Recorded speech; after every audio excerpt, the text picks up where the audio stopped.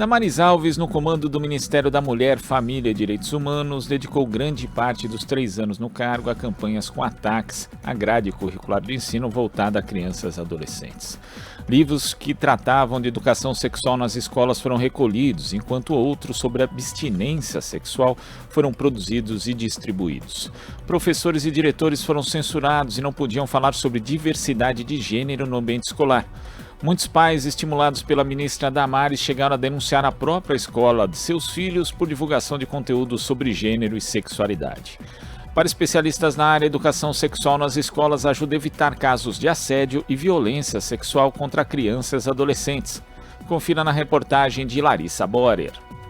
Mesmo com a decisão do Supremo Tribunal Federal em 2020, que derrubou 8 leis que proibiam a educação sobre gênero e sexualidade, por considerar que violavam os direitos à igualdade, à não discriminação e à educação, escolas e professores ainda são pressionados a não tratar desses temas nas salas de aula.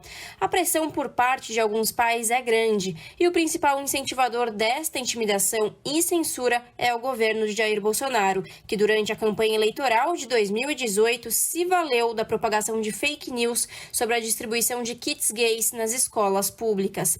Giliardi Laurentino, psicólogo, assessor técnico do SEDECA, Centro de Defesa da Criança e Adolescente Casa Renascer, e titular do Comitê Nacional de Enfrentamento à Violência Sexual de Crianças e Adolescentes, explica que é na infância a melhor fase para ensinar às crianças os limites do próprio corpo, a fim de evitar ou até mesmo identificar casos de assédio sexual. Pensar em educação no Brasil, a gente tem que pensar em educação sexual nas escolas. Os nossos índices apontam que mais de 80% dos casos de violência sexual acontece dentro de casa. Então, como a gente vai trabalhar com essas crianças se não for através da escola?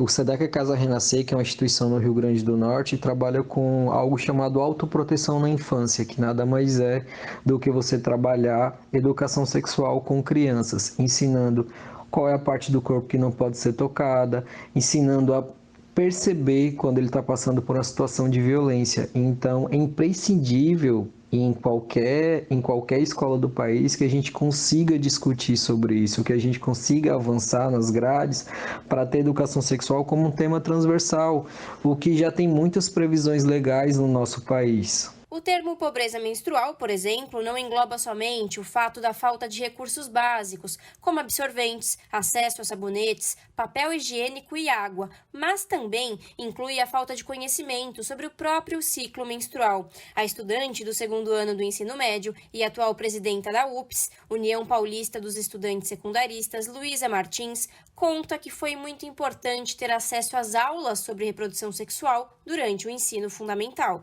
Essas mudanças que acontecem no nosso corpo, elas mudam completamente, inclusive, a forma que a gente é vista, né? Quando essa transformação de menina para mulher, né? Que as pessoas tanto falam, que, enfim, ainda é uma menina, né? Porque está na adolescência, mas a gente começa a ser enxergada de outro jeito. Então, é muito importante a gente ter esse diálogo e educar os nossos meninos, as nossas meninas, principalmente, sobre o nosso próprio corpo, né? Que não é uma coisa que a gente acaba debatendo no nosso dia a dia. E aí, educação sexual, a gente fala e entende na nossa própria vida, na prática, de que ela é importante para esse processo, de entender o nosso corpo, tanto fisicamente, mas as reações que a gente pode ter, enfim, todas as problemáticas que existem, até mesmo para a gente identificar como a gente pode se prevenir, tanto de doenças, mas principalmente da gravidez na adolescência, que atrapalha a vida, a juventude, enfim, o futuro de muitas jovens que poderiam estar fazendo 1000 outras coisas a não ser tendo filhos, que é uma responsabilidade muito grande para uma adolescente, né? Então,